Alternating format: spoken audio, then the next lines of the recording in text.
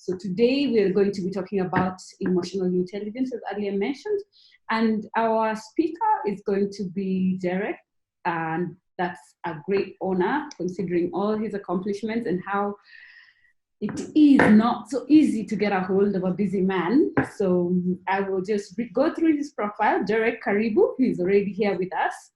So I'll just go through Derek's profile.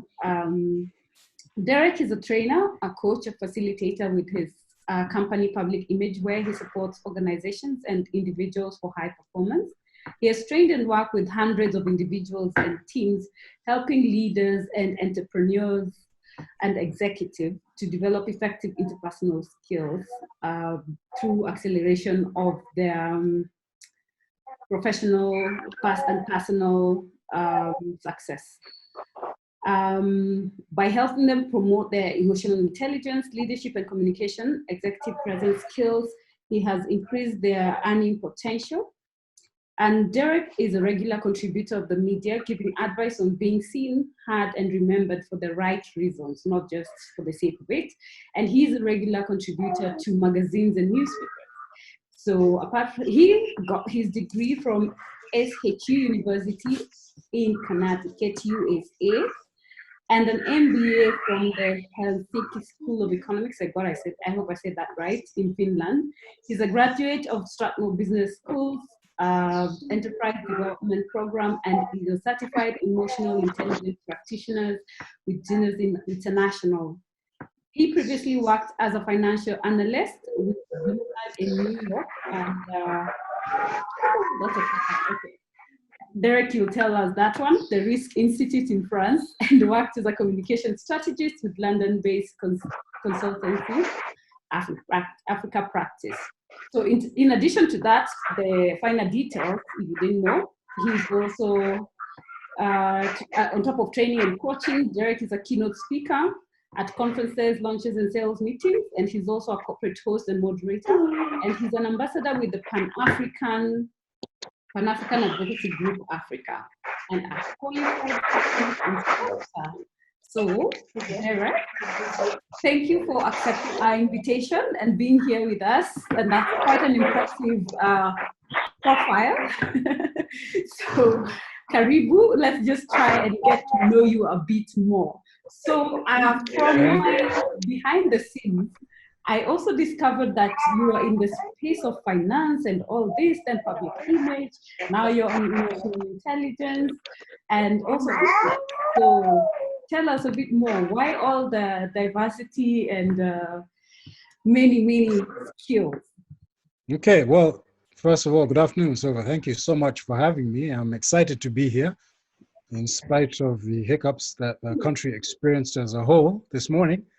I'm glad that at least some of us are able to make it. And your question about my background, well, you know what? I was living life to the fullest.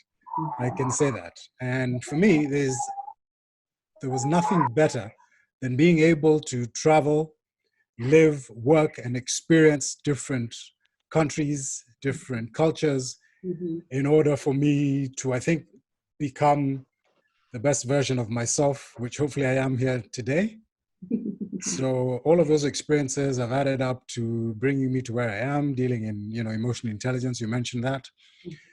And I don't regret anything that I have done in my past. In fact, if anything, if I could do it over again, I would.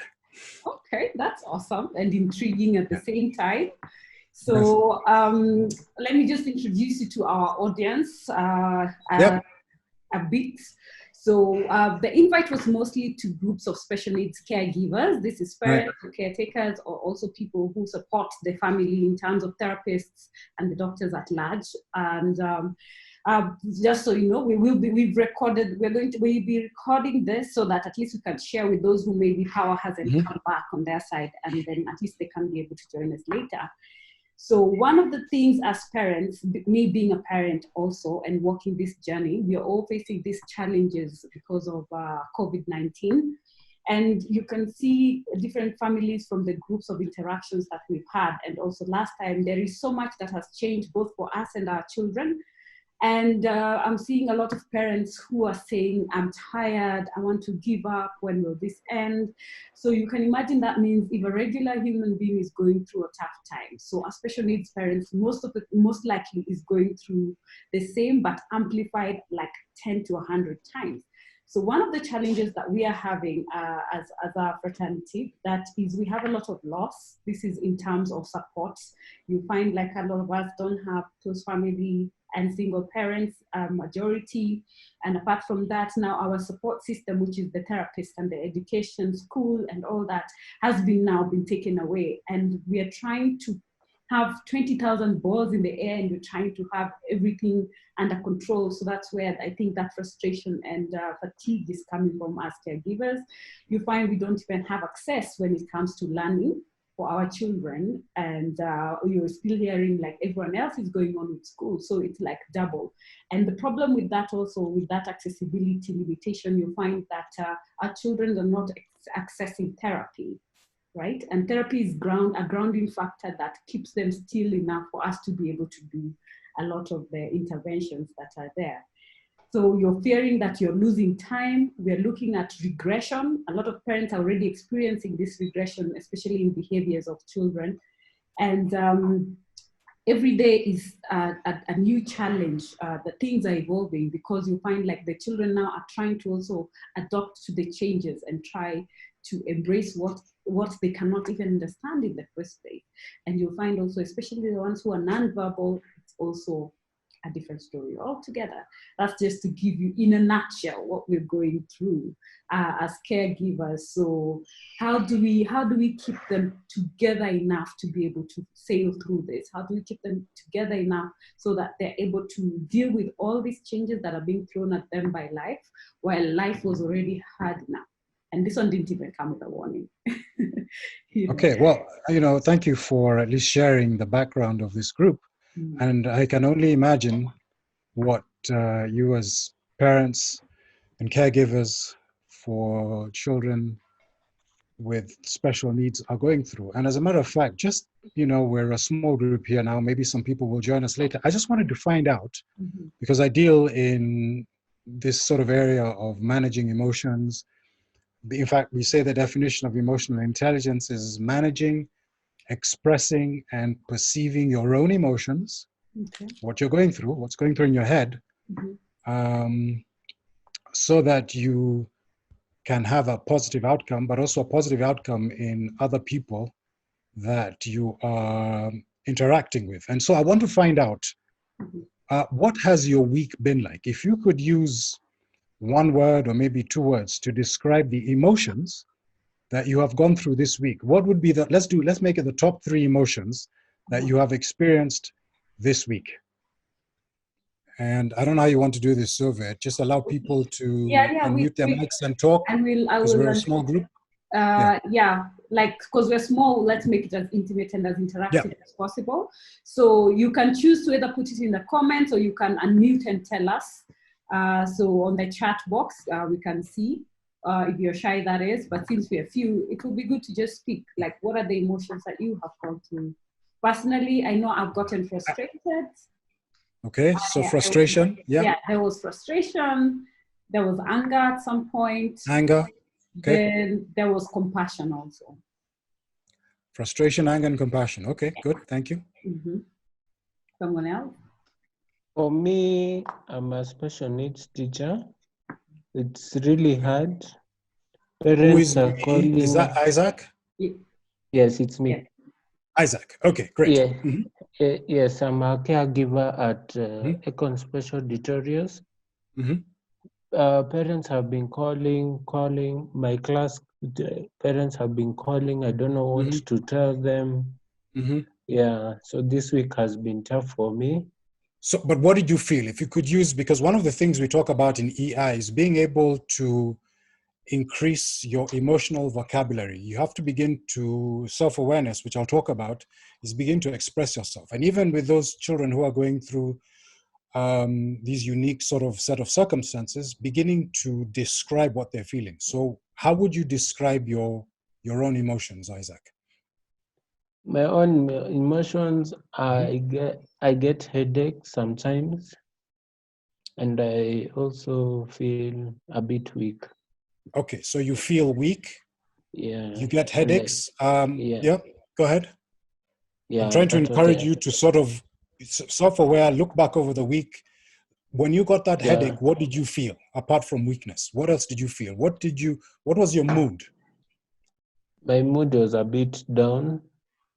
Okay, Yeah. so maybe you felt a little bit depressed, sad? Yeah. Okay. Yeah. Okay, great. I don't want us to suddenly wallow in some of these, I'll call them unproductive emotions, but it's good that you're beginning to bring them out. Okay, anybody else can share again?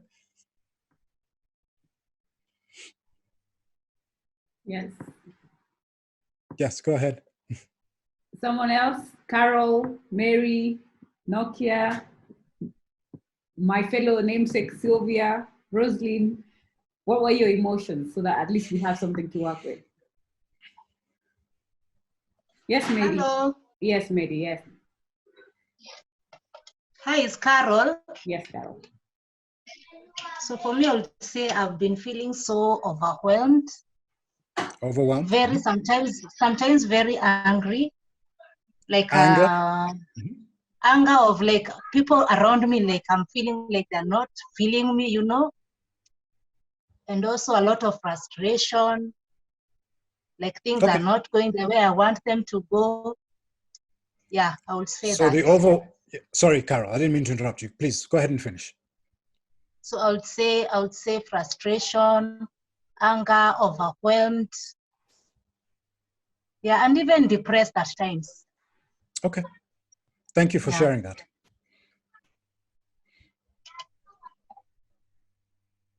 Someone else? Do we have someone else who can share what the emotions for this week has been like? Thank you, Perpetua, for joining us. Maybe you can tell us as a therapist to just bring you up to speed. We're discussing the emotions that we have gone through this week. Like, what have you felt? What kind of emotions have you gone through during the week?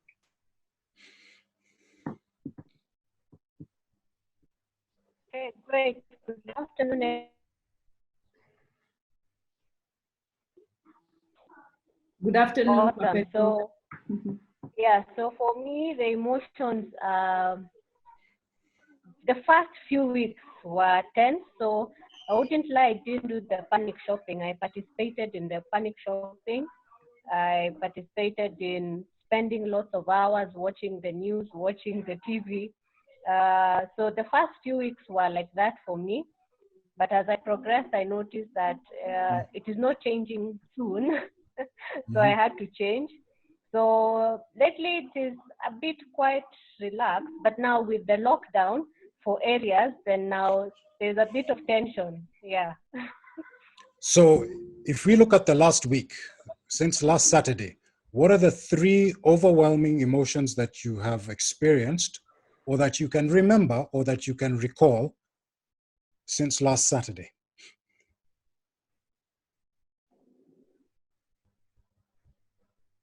Perpetua? Carol, have we lost her?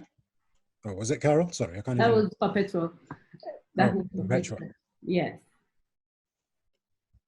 Yes, so I would say anxiety, anger, and confusion. Okay, great, thank you. Okay. Sylvia, maybe on the one chat. more. Yeah, I have one on the chat. Great. And on the chat, we have disappointment. This is from Rosalie. She says disappointment, and she's wondering when things will ever change and if it's going to change for the better. Okay. Yeah. So that's from her side. Okay. So maybe let me just talk a little bit about how emotions are processed in the brain. So our brain is made up of structures like the amygdala, which is at the base of your head, or literally the base of your brain, and the prefrontal cortex, which is at the front of your head or the front of your brain. Now, what happens when an event occurs? So I'm going to give an example or 3 examples of events. Okay, number 1, you have a conversation with somebody and they say something to upset you. that event is tagged by that emotional part of the brain, the amygdala, as a negative emotion. Okay? Let me use an example of another negative event. Let's just say, and this is probably not a good example, but I'll use it, all right? As I'm sitting here, say a snake had been hiding up in the ceiling, trying to get warm, and then all of a sudden it falls on my laptop or on my table, right? So that event instantly will create that negative emotion. It's tagged by the amygdala. Actually, it's a way of preserving ourselves as a species, as human beings. We have had that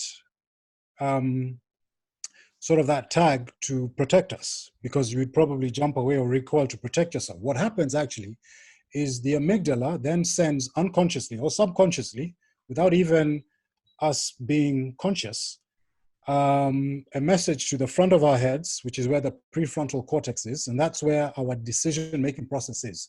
And then we make a decision. So we make a decision to run away, we make a decision to respond back because you feel somebody amekuongelesha vibaya, or in this environment, maybe the Jumia rider isn't wearing a mask and he's handing you something and you want to recoil, because that instinct is based on the amygdala hijack. Now, trouble with those negative emotions is that they narrow our thinking, they limit our options, and we react literally instinctively. So instead of perhaps making options or decisions which perhaps would be better for us in the long run, remember the definition of emotional intelligence is to help us, we perhaps make a decision that, yes, maybe it protects us, but may not be perhaps the better decision, because our brain is restricted because of how this information is relayed to the prefrontal cortex. I don't want to get too scientific, but conversely, if we feel a positive emotion, so something great happens, all right,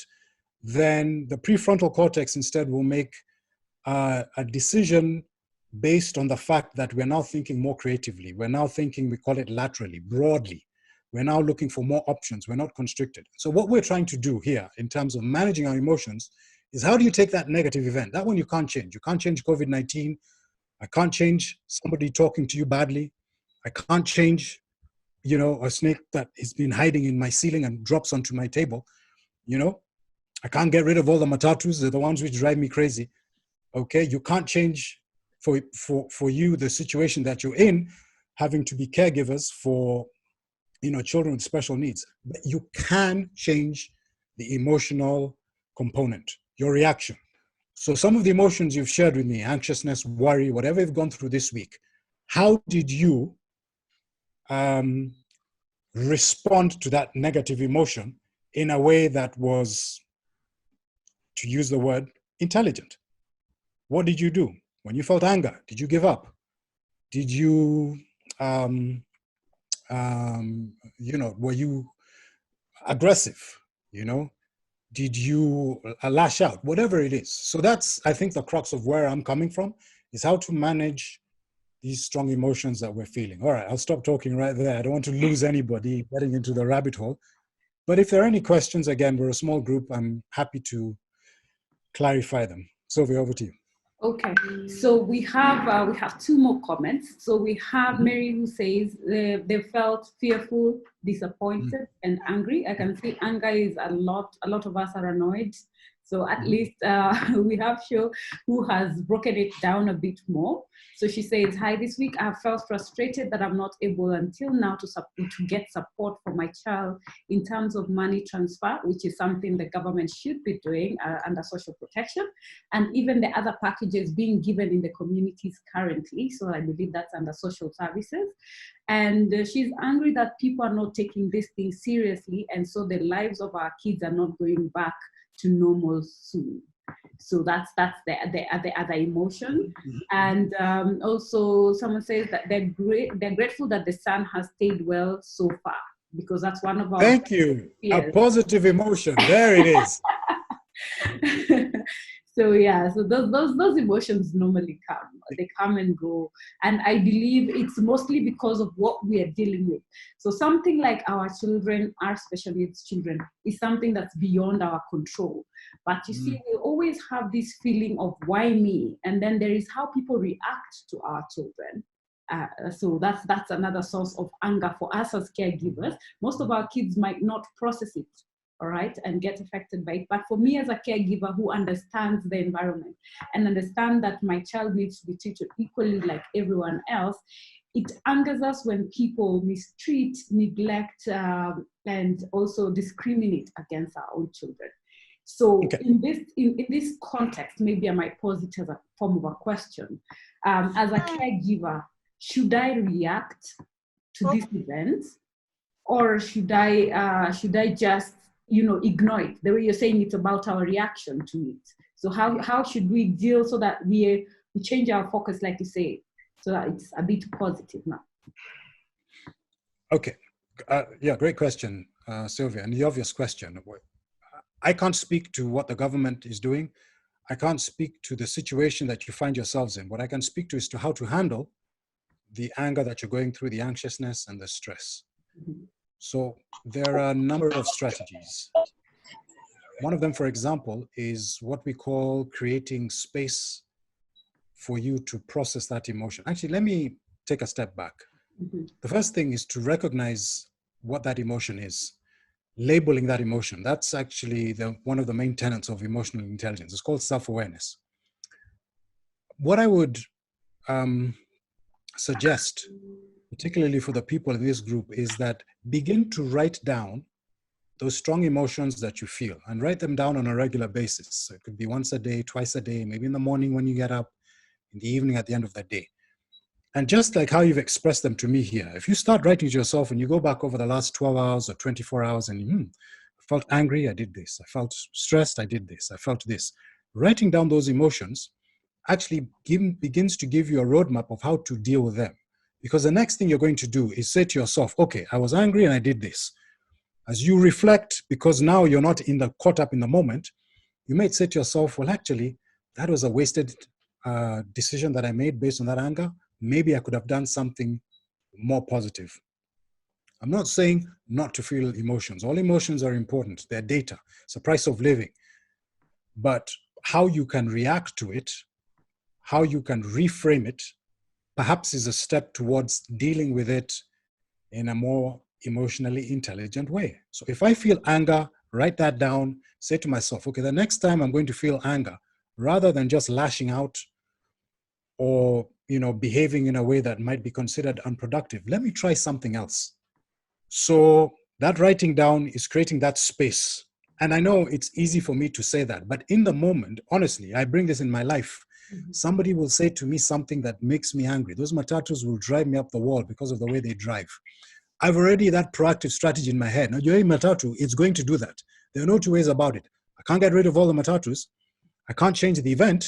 The event is external, but I can change my decision. So my decision, instead of lashing out at the matatu driver and yelling at him, as I used to do, is maybe to create that space and say, just let me breathe. Or empathize. Or resilience, which I think perhaps a lot of us need. Okay. Label those emotions.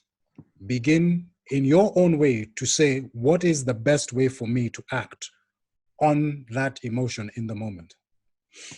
Okay. So we have also, someone says that they're feeling anxious because they're trying to embrace this time to teach the child how to take a shower by himself. Remember, for us, our children are very dependent on us. So 80% of the activities, if they have not achieved the milestone, it still now falls squarely on us as caregivers. And then there is a neighbor, she says, sorry, state, a neighbor said, these kids, referring to my son, don't make it life.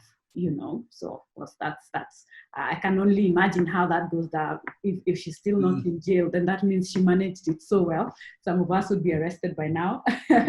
So we have Rosalind, who says, when I wonder about whether things will be better, I feel so helpless. So what do? I just live on, just remain alive. Is there another way I can handle this emotion? Please help. Okay, that last part you said, that the person wonders whether they can continue living on. Was that what they said? No, she's saying they just live on? Do they just live on, just remain alive? Or is there another way they can handle the emotions? Like ignore it and just move on, or do you do something? What other alternatives? Okay. Let me say again, this is not about ignoring the emotion. Mm-hmm. What I want you to do instead is be intentional with how you act on that anger or worry or, whatever strong emotion that you're feeling. Mm-hmm. Those emotions are important because they help us survive in this world. Now, if you're with special needs child who is constantly making you feel anxious, the result is that anxiousness is going to have a long-term effect on you. Okay. It's having an effect of you, I think, in the short term, because perhaps you're not able, as I said, your creative thinking is restricted. And so you're not able to see the options. So what I want you to do is take that anxiousness, it's there, you can't change the situation, but rather than making a decision to do something unproductive in the moment when you feel anxious, like say to yourself, you know what, I give up. That's not a productive decision to make because you feel anxious. Say to yourself, let me take that anxiousness, what can I do? Can I turn that anxiousness around? And instead, the more productive act would be to become more engaged. Start looking for solutions. Joining groups like this where you can have this conversation rather than saying, it is what it is, there's nothing I can do. Do you see the difference? So again, everybody has individual circumstances that they're going through, even though you all have sort of the same issue because you're all dealing with special needs and you're all caregivers. But individually, what can you do with that particular child that works in your favor? And literally the solutions are as many as there are those emotions. For me, exercise, watching what I eat, managing my sleep. That's how I deal with anxiousness and worry. So those are literally physical things that I can do so that I'm not waking up in the middle of the night saying, oh my God, COVID-19 itatumalizia, because I don't want to feel that way. I want to take that anxiousness, convert it, and what do? I watch what I eat. I watch how much I sleep, making sure I get enough sleep. I cut off social media in certain respects. In other words, I don't watch the news every day. Somebody just called me today and asked me, what's going on? I said, I have no idea because I don't feast on the news. And that's something practical I can do because it will just feed my anxiousness or worry. But, for us, speaking from a special needs caregiver's perspective, there is the anxiety. Let me address maybe now the anger, like what our fellow parent was told, or then what the comment the neighbor made, right? Yeah. So at that point, you practically want to throttle someone because of the level of ignorance, considering all the effort you're putting to try and give the best to your child, to try and make your child get to those milestones. Then someone comes here and just speaks this mold of negativity when we're trying so hard to have awareness so that there is inclusion. At least there is some humanity of whatever is remaining of it in this day and age. So at that point, like, how do you deal? That instant anger, like you said, it just goes straight back and you react. I know there's a friend of mine who's been arrested enough times because the next thing is just pick up a hockey stick and give you a thorough beating because of not watching your mouth. But you see, you cannot control everyone's ignorance and, for lack of a better word, Yeah. So how would be the appropriate way of dealing with such outside, like someone is transferring their views onto you and your family and your child at that moment? Okay, so Sylvia, part of the answer was in your question, is that you can't change somebody's ignorance. You can't change that. People will say and they will act the way that they do. What you can do is begin to take care of yourself. Begin to mentally develop resilience. Begin to develop the capacity to recover from and adapt to challenging situations. Resilience can be cultivated. It's like a muscle, it can be built up. And there are many pathways to developing that resilience. I've talked about some of these practical examples. You don't and again, you know, I'm saying this, everybody's situation is different in terms of, it's easy for me to say get enough sleep. Yeah. But you have to find a way of doing that. You've got to find a way of making sure that you're eating the right foods to help you deal with your mind. And I'm not kidding. These things are so important. You've got to find a way of strengthening your body's immune system through what you eat to help you deal with the comments that come from somebody who is ignorant. Have a plan. When you're in an airplane, they say during a disaster. Sorry, 1 second. Mandy, please mute your microphone and Beatrice, because we're having a lot of interactions on your side. Yes, continue, Derek, please. No, they say, when you're on an airplane, when you're being given the instructions in the unlikely event of the plane experiencing an accident, you're told when the mask drops is that you have to fix the mask on yourself first, the oxygen mask, before you fix it onto your young child that you're traveling with. You have got to take care of yourself. And when I say take care of yourself, take care of yourself mentally. You have got to be able to develop proactive strategies of dealing with these things, because that situation is not going to change. Part of that is be open to embracing and taking in new ideas to develop these resilient strategies, finding the strength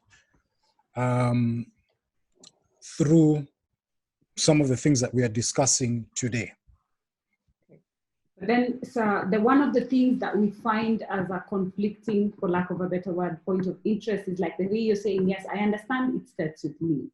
But then you see our children are almost fully dependent on us, right, as caregivers. So that's disconnecting that my child is an entity, I am an entity, while 80% you are more like two peas in a pod, where one can't live without the other. So adjusting and deciding on who's more of a priority between your child and yourself becomes one of the challenges that we have to make, the decisions that we have to make. And it throws a spanner in the works now, like in what you're saying, like I have to sleep. I'll give you an example. The other day, the baby was not feeling well. They're not verbal because most of a good number of our children cannot speak. So I cannot figure out why they're uncomfortable, or they cannot tell you exactly where the pain is. So you see, you have to be very vigilant, very awake and alert. And at the same time, you've already had a very long day dealing with everything else. And here is this small person or big person who fully depends on you. So for us, that's the complex. Yeah, you know, Sylvia, it's not selfish taking care of yourself. Taking good care of yourself is one of the ways to stay strong for those who depend on you. It is the pathway to resilience. The only way that you can develop these proactive strategies, let me rephrase that again. The only way that you can develop ways of dealing with strong emotions that come with being in a situation where you're taking care of somebody else is by cultivating these pathways to resilience. You have got to find a way of dealing with that anxiousness. And you know, playing the blame game, for example, is not necessarily the most effective way. Yeah, there are times when you need to vent, but you can't change that situation. So you have to find those reserves in yourself about how am I going to deal with this worry, anxiousness, stress that I'm going through. And it starts with yourself, creating that space, reframing the story, taking that anxiousness and that worry and instead using it to help you become more engaged. And sure, there'll be days when you're like, you know what, I can't. Leo ni meshindwa. But you dust yourself off, you get up off the ground and you start all over again. Your dependents need you to be strong. They don't need you to have that worry and that anxiousness going through the head and saying, you know what, this situation is hopeless. And again, maybe it might be easy for me to say, but this is what my challenge to you is. You have got to find the ways of doing that. Okay. So Perpetual is asking, are there any tools parents can access to walk them through emotional intelligence? Okay, we're talking about walking you, the caregivers, not Yes. the parents. I mean, not the dependents. Mm. Yeah, there are many tools, conversations with people like myself. There is a myriad, I think, of information online. But some of the tools that I'm discussing today, I want to make it simple because these are what I call common sense strategies. They're common sense because we know them, but perhaps we haven't been intentional in terms of how we use them. Like the things I'm talking about: sleep, eat, food, exercise. But you would be surprised at how, if you really double down on some of those, how it will really help you when you're up at 11 o'clock at night or midnight because your child has refused to sleep. The fact that you got that exercise earlier in the day and you made time for that will give you the wherewithal, has created that pathway for you to deal with this child who's refused to sleep and is acting up at 1 o'clock in the morning. Okay. So now when we're looking at that, there are times when we have so much that's going, but how do we readjust? You see, like when there is a lot of pressure, like you said, when there is a lot, you're reacting, so you do not have enough time to like really break it down. So, so right now we have the COVID-19, we have the restrictions on top of it about movement, about masks. Maybe you need to go out to the store, you cannot go out to the store. You can't leave your child because you don't have that support system, because you find most have had to let go of their childminders for budgetary restrictions for the sake of protecting the children and stuff like that. So when you're at that point, you know, like the baby screaming, this is running out, like for example, what she said, the things she's feeling and anger and all of them put together. So how do you trigger yourself to realize, okay, this is the time that I need to take a step back and now maybe apply the tools we're talking about? Do we have like telltale signs, physical signs that we should watch out for that would be indicators that you're about to fall off, you know, the grid?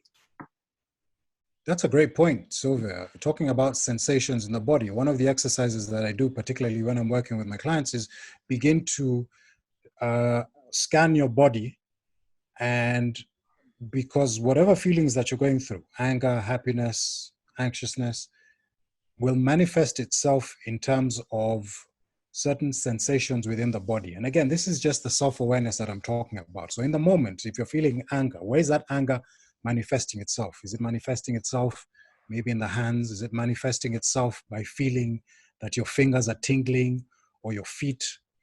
And tuning into yourself. Now, again, in the moment when your child is screaming, who has time to sort of, you know, get into yourself and start feeling where those sensations are coming from? But being able, because what you want to do is not reflect after the event. I want you to do that. But if after the event you say to yourself, I could have done this, I should have done this, but in the moment, I was just acting on instinct, then it becomes, what is that definition of insanity? Just doing the same thing over and over again and, you know, expecting different results. What we want to do, you're in the moment and perhaps things are not going well for you, but as you begin to reflect back on that moment, as you write down what you are feeling, what you decided to do, start asking yourself, okay, what could I have done better? What outcome do I want and what do I need to do? And remember, you're not dealing with the event. You can't change the event, but you can change what is going through in here. That amygdala hijack going through here. What do I need to do to deal with that anger in the moment, so that the next time it happens again, instead of reacting instinctively, whatever you do when you're really in the moment and you're angry because things are out of your control, you instead have, you know, have a strategy that you already thought about before to help yourself. Okay. Patricia applauds that. She says how to get out of it, which I believe at least you've addressed. Then for us now in this space, we need to take a breather amidst everything. just to try and see what you said, right? Like take a breather in the moment, since maybe your personal reaction would come, like when we're talking about assessing at the end of the day, what did I feel, how did I react, so that it's not too late, because sometimes the reactions can be very simultaneous. The other question is like, there is the certain fear of the unknown right now that we have. Because on top of everything, there is that fear of like, oh my God, what if my baby reacts this way? Because of when they go back to school, will they be able to catch up? Will they have forgotten? Because this is a place we haven't been there before. And with the factors that we went through of all the things that are adjusting and are not playing our way. So how do we deal and try and control your mind in terms of you don't go crazy with the what ifs? I know you say don't worry. I also personally believe that worrying is like sitting on a rocking chair and hoping to get to Kisumu when you're still on the same spot. So how would you guide for us to be able to handle that? Not so. Yeah. Mm-hmm. Yeah. Sylvia, what I want to do, let me ask you, for example, when you have been in situations personally with your children where, you know, things were out of control in the moment, and I'm answering this question, but also part of the last question. Okay. When things went better than expected in the moment, what did you do? Not when things completely spiraled out of control, but when things went better than expected or better than could be hoped. In the moment, what did you do? There was, of course, the feeling of anxiety. For example, like in the context, let's say there was a meltdown and you communicate and the baby actually responds to what you said, like calm down, stop screaming, let's do this. Okay. There is relief. Sorry, Sylvia, I'm just going to hold you there because I want us to get this. So in the moment when the child was having a meltdown, you actually were able to interact with your child. You try. And speak to them, and they calm down. I'm talking about the instances when things went well. Yes, now for us, that is going well. When they actually listen and they calm down, that is one of the small things that we celebrate, because that means you're communicating. They're able to process it, okay? So that's a plus. All and right. What was what was going through your head? What was the emotion? What were you feeling? Frustration and anger. No, when things went well. Reaction. Then there was excitement, like, thank you, Jesus, like he finally had, you know, we are getting somewhere. So you took an actual step to convert the frustration, the anger, to actually excitement and happiness, that the baby calmed down. Now that was one case in the moment. And I'm sure the next day they were acting up again. But the crux of emotional intelligence is to build your reserves of resilience, so that even when you have to go through this all the time, every day, because you have built these, it's almost like the neurons in your brain are firing differently. Because of that one act where you were able to do something, and all of a sudden it wasn't as frustrating a situation. It was actually, oh, okay, the child calmed down because I was able to do something. That was one act. So look, I'm talking to everyone on this call. Look for the acts that you can do in the moment. You can't change the child screaming, but you can do something to remove the anger and the frustration, or at least not make it as unproductive. And what happened there was actually you looked, because your brain opened up and you actually were thinking broader, and you're able to use a particular strategy to calm the child down. It worked on your anxiety and things were better in the moment. So I think my last point on this particular thought, while I'm holding this train of thought, is that's what you need to begin to look for.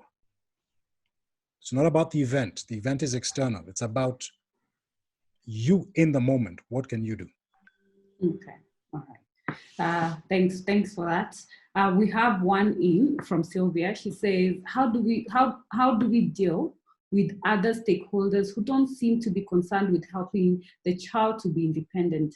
For example, when available, you try your best to teach the child something only to be dropped immediately. You're not around. And as our children are used to more of routine, you're ever starting over and over. So there is that loop of, I believe, if I was to paraphrase it, it would be there now the support system. You're not being aligned with your support system. They're not seeing the essence maybe of the routine has to be followed. Does that make sense? Yeah? Yeah. Again, I can't talk about the external event. That's not the area that I deal with. I can't deal with how somebody acts. I can't deal with not getting support from a partner. I can't deal with that. What I can deal with is how I feel from that partner not giving me the support, if I understood the question correctly. Let go. Letting go. Easy to say, but letting go. Finding the strength and the reserves within me to say, you know what, I've got this even if I don't have the support from you. Accepting the new normal. Now, again, I say that not in the sense of, okay, clearly what we're going through, people keep talking about accepting the new normal, but I've begun to accept the fact that this is the situation we find ourselves in. It's fluid, and I don't think it's going to change anytime soon. Making meaning out of the situation that I'm going through, which is difficult for me, and making meaning out of the situation that all of you are going through, or in which you've been going through all these many years as a caregiver, okay?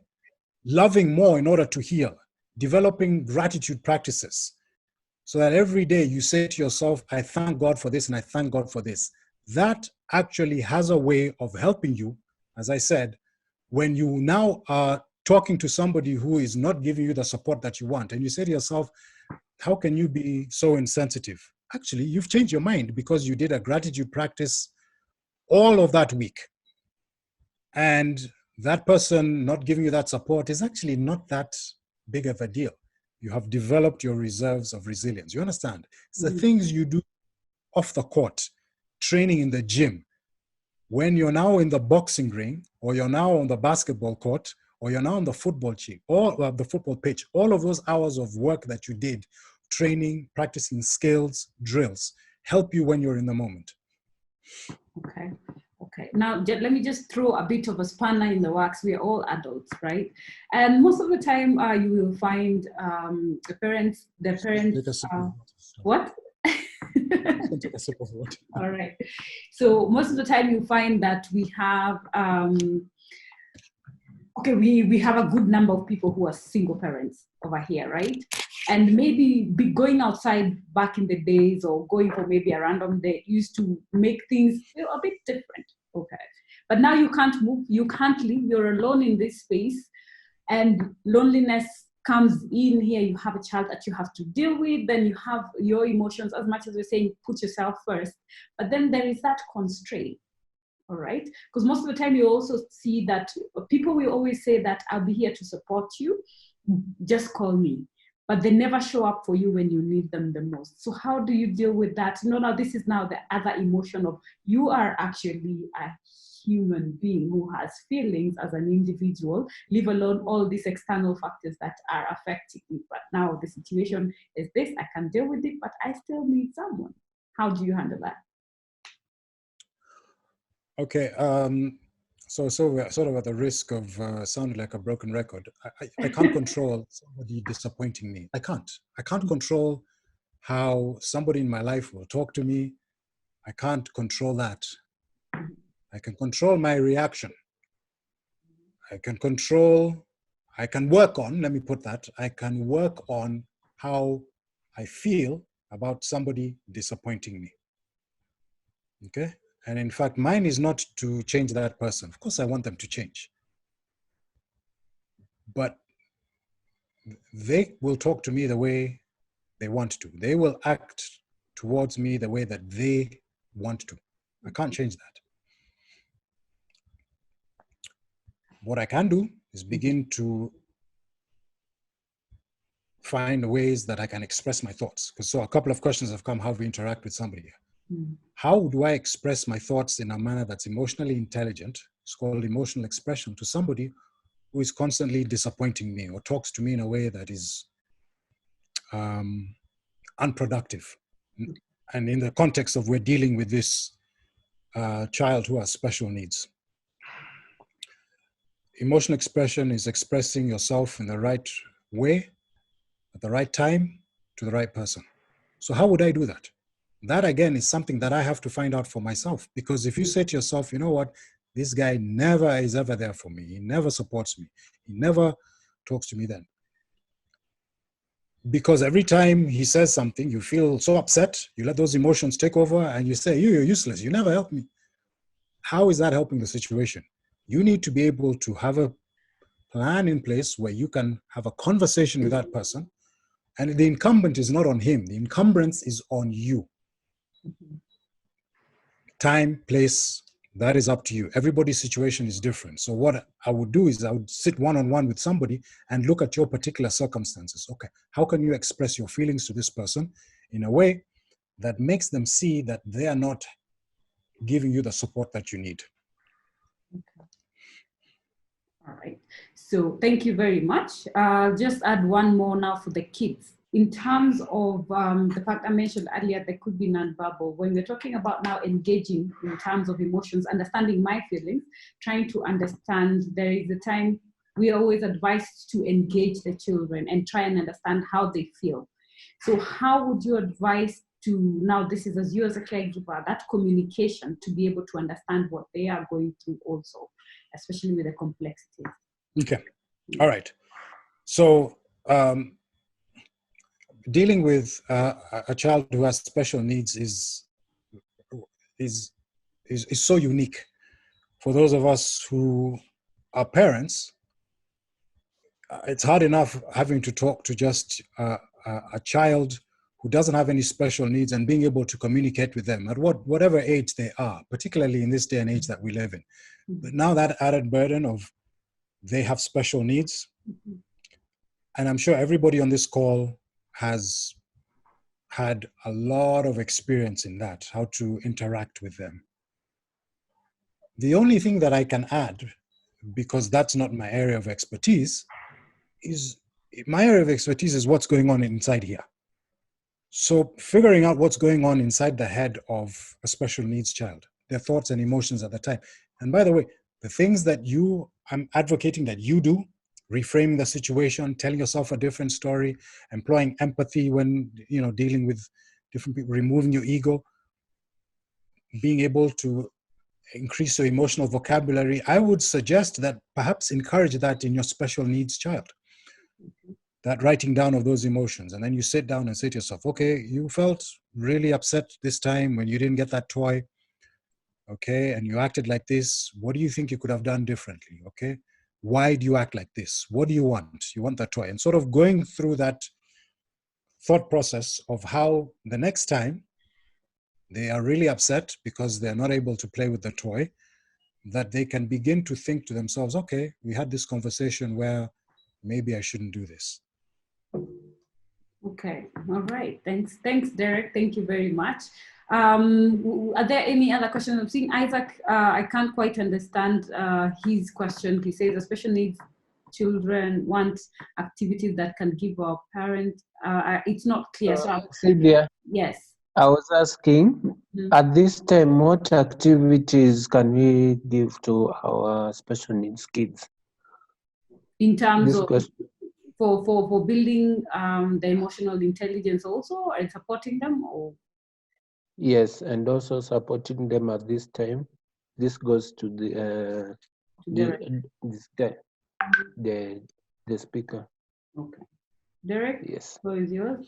Yeah, Isaac, I heard your question. So again, Yes. I'm not a special needs expert.